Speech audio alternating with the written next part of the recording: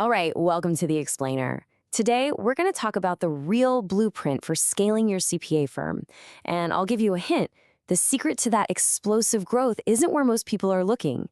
It's actually hidden in plain sight, in the part of your business you might be taking for granted. Let's get into it. So let's kick things off with a huge question, right? It's the one every single managing partner, every firm leader has on their mind. You've got the great clients, you've got a sharp team, but what's the actual lever you need to pull to get to that next level?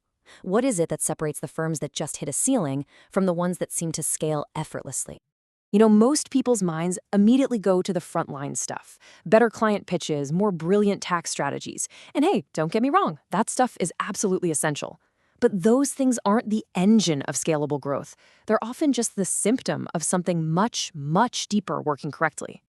The real engine, and honestly the thing that can quietly kill your firm if you're not careful, it's your back office operations.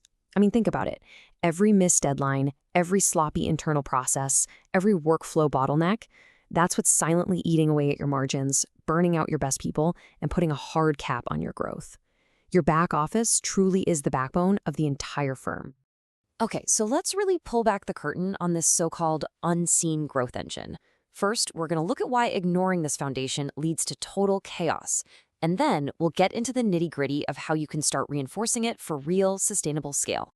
All right, first things first. The absolute most fundamental step in building that strong backbone is making sure everybody knows what their job is. And, just as important, what it isn't. Because ambiguity, that is the #1 killer of efficiency. Okay, check this out. This is a classic example of where things go sideways. Getting the roles of accounting manager and controller mixed up. The manager is all about execution. They're in the weeds, closing the books, making sure the work gets done. The controller, though, is about oversight. They're looking at the bigger picture, establishing controls. When you blur those lines, things fall through the cracks, and every single decision just slows to a crawl. Okay, so you've got your internal team sorted out. Roles are crystal clear? Great. Now what? The next big question is capacity. How do you actually handle more work without just throwing more bodies at the problem and hoping for the best? Let's look at some smart ways to do it.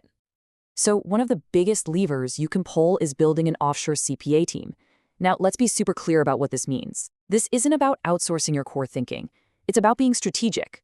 You move the high-volume, repeatable work, think bookkeeping, preparing work papers, to a dedicated team.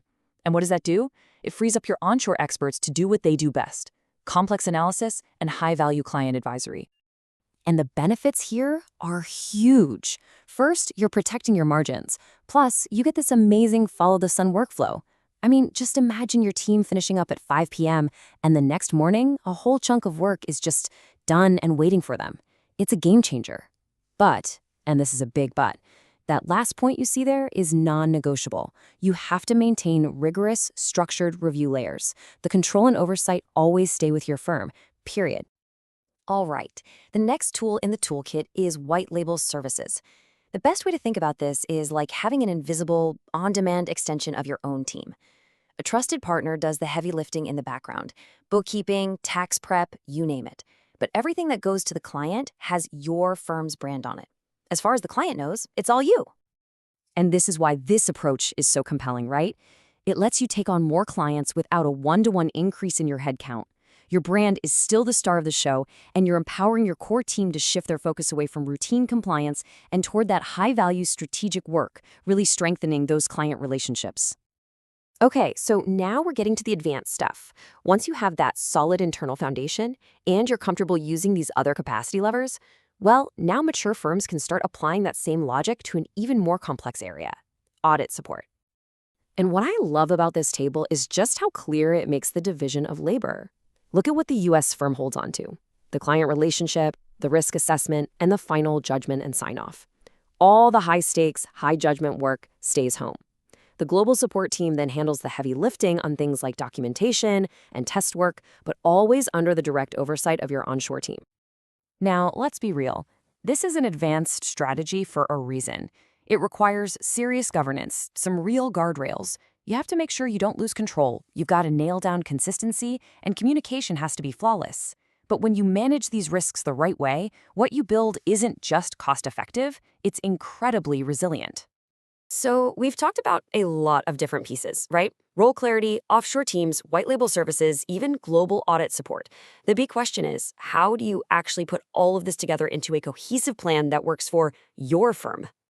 Well, here it is. This is your 4-step game plan. And the key here is that you don't try to do it all at once. You start at home. Step 1, get your house in order, clarify those internal roles. Then you can dip your toes in the water with a small offshore pilot. Start with low-risk tasks to build confidence. From there, you can phase in white label services. And only when that entire foundation is rock solid, do even think about layering in the more complex audit support. It's a ladder, it's controlled, intelligent growth. If you remember just one thing from this whole explainer, let it be this quote. It's so true. You can land the biggest clients in the world, but if your operational structure, your back office, can't support them, the whole thing is just going to crumble. You'll simply grow until you break. So that really just leaves one final question for you to think about. When that next wave of growth comes, and it will come, what is your firm actually built on? Is it built on sand, or is it built on stone? Is it really built to withstand the pressure?